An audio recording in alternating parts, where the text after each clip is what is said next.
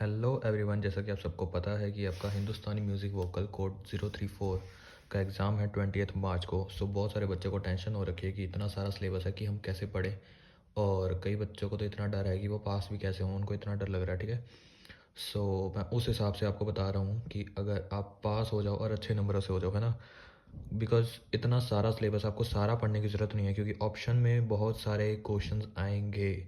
तो मैं ऑप्शन में आपको इजी वाले बताऊंगा, तो जिससे कि आप हाई स्कोर कर सको और अच्छे से पास हो सको म्यूज़िक के पेपर में, जो कि आपका 20 मार्च को है। ठीक है, सो ये आपका सारा सिलेबस आपके सामने है कि आपको क्या क्या आएगा म्यूज़िक में। पहली यूनिट में आपके ये सारी डेफिनेशंस हैं, जो कि आपके 2 नंबर में ये आएंगे, इनमें से ऑप्शन आएगी, और 2 नंबर में इसमें से ऑप्शन आएगी। ठीक है, सो और ये यूनिट 2 में ये, यूनिट 3 में ये, यूनिट 4 में ये, और यूनिट 5 में ये राग है आपके।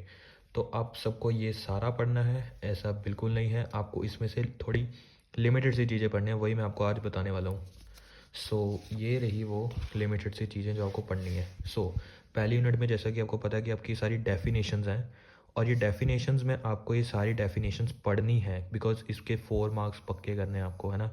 4 मार्क्स पक्के करने हैं, तो आपकी ये सारी डेफिनेशंस ईजी वे में आपने नोट्स बनाए हुए हैं, आपको मैं लास्ट में रिवील करूँगा नोट्स। सो अगर आपको वो नोट्स चाहिए तो आपको कमेंट और डिस्क्रिप्शन बॉक्स में एक लिंक्ड पिन है व्हाट्सअप ग्रुप का, आप उस ग्रुप को ज्वाइन कर लो, वहाँ पे पीडीएफ आपको मिल जाएगी। इजी ब्रीफली नोट्स मैंने आपको प्रोवाइड कर दूंगा। तो ये आपको डेफिनेशन इतनी इजी है, और इसके अंदर कई डेफिनेशंस ऐसी हैं जिसके अंदर वेरिएशंस है बहुत सारी, उसके पार्ट्स हैं।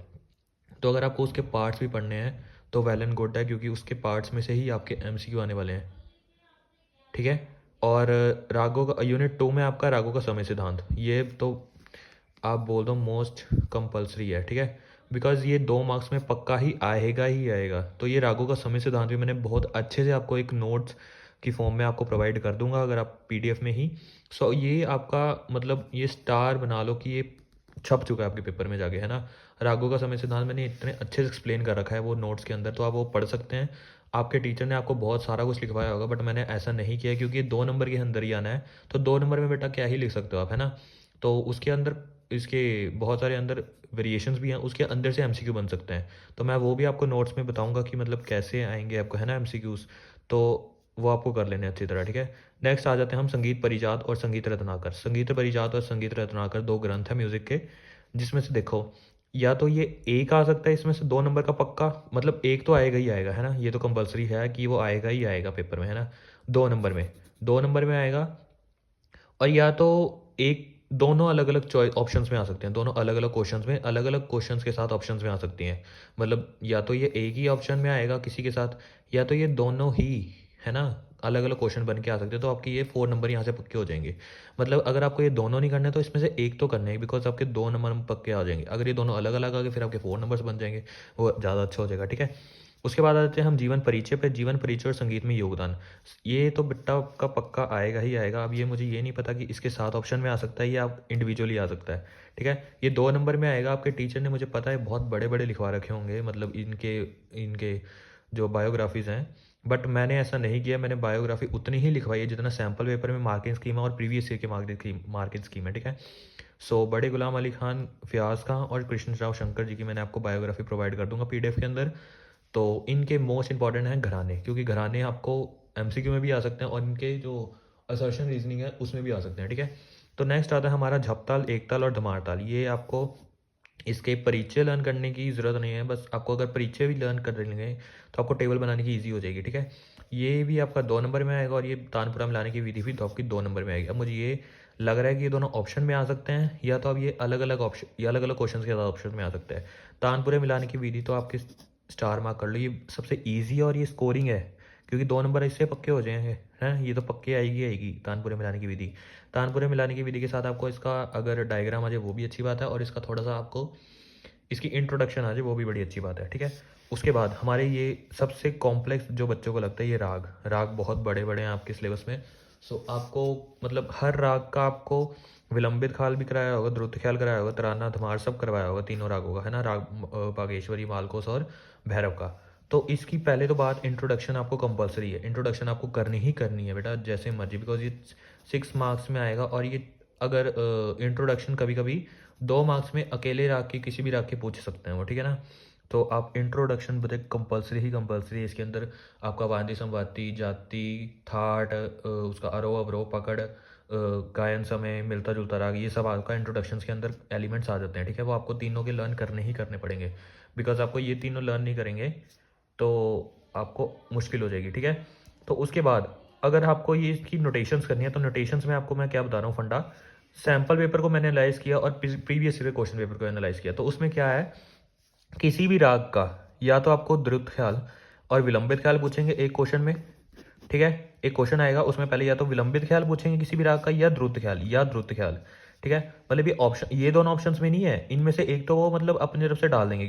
ठीक है, और उसके और में आएगा किसी भी राग का तराना या धमार। धराना या धमार जब आप आएगा, तराना या धमार आ सकता है बेटा, आपको क्या करना है, या तो आपको ये दोनों अच्छे से लर्न कर लेने सभी रागों के, मतलब नहीं किसी एक राग के, किसी भी एक राग का तराना या किसी भी एक राग का धमार अच्छे से कर लो, क्योंकि और के ऑप्शन में ये दोनों आ सकते हैं कोई भी एक। ठीक है, या आपको अगर ये दोनों नहीं करने हैं तो आपको क्या करना है, सभी रागों का द्रुत ख्याल, क्योंकि द्रुत ख्याल कंपलसरी है सभी रागों का, और एक का किसी का विलंबित ख्याल कर सकता हूँ। बट मेरी प्रेफरेंस क्या है, ये आपके लिए ईजी है, क्योंकि आप किसी भी एक राग का तराना और एक राग का धमार आपके लिए बहुत ईजी हो जाएगा आपको पढ़ना। ठीक है, उसके बाद अगर आपको ये वाला ऑप्शन प्रेफर हो रहा है तो आप किसी भी एक राग का विलंबित ख्याल कर लो, द्रुत ख्याल तो बेटा सब रागों का इंपॉर्टेंट है, तो मैं आपको ये प्रेफर कर रहा हूँ कि आपको सब रागों का द्रुत ख्याल आना चाहिए, अगर आप ये ऊपर वाला ऑप्शन प्रेफर कर रहे हैं। ठीक है, तो ये आपको इससे इजी हो जाएगा, आपको सभी कुछ लर्न करने की जरूरत नहीं पड़ेगी जो आपके 10-12 आपको टीचर्स ने नोटेशंस लिखवाई होंगी।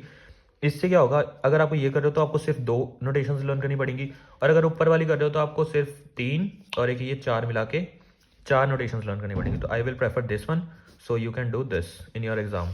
और एक स्टार क्वेश्चन लास्ट में आता है क्रिएटिविटी के ऊपर क्वेश्चन। क्रिएटिविटी क्वेश्चन के अंदर आता है, एक तो आपको आता है कि मतलब उसमें अलाप अलंकार शायद ऐसा कुछ बनाना होता है, उसके ऑप्शन में ये ऑप्शन तो आएगा ही आएगा, पक्का पक्का बेटा लिखवा के ले लो, ये ऑप्शन तो आएगा ही आएगा, बिकॉज सैम्पल पेपर में भी है, और सैम्पल पेपर सीबीएसई तभी लॉन्च करता है ताकि वो हमें पेपर पैटर्न बता सके कि इस पेपर पैटर्न का एग्जाम आएगा आपका 20 मार्च को, जो कि म्यूजिक का है। ठीक है, सो प्रीवियस ईयर में भी ऐसे ही हुआ था, इस साल भी सैम्पल पेपर में ऐसे ही उन्होंने बताया गया है कि एक क्रिएटिविटी को क्वेश्चन आएगा, ऊपर मतलब राग अलंकार कुछ होगा, और उसके और में आएगा एक ये वाला क्वेश्चन।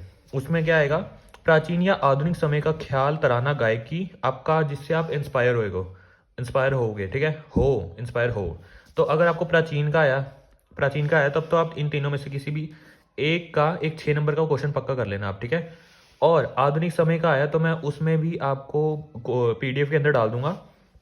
आधुनिक समय का ख्याल या तराना गायक आया तो मैं आपको कौशिकी चक्रवर्ती प्रेफर करूंगा, बिकॉज मैंने भी वो नोट्स में वही डाला है।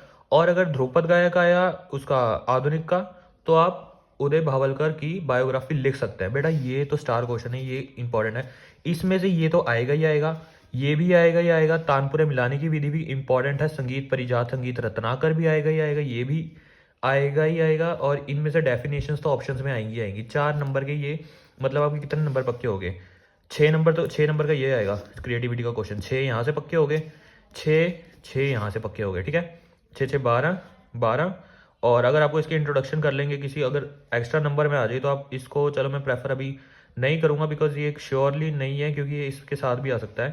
तो 6 12 13 14 15 16 17 18 19 20 21 22 23 24, आपके आराम से बेटा, अगर हम 24 भी ना माने 20 नंबर तक के आपके पक्के बन रहे हैं ये।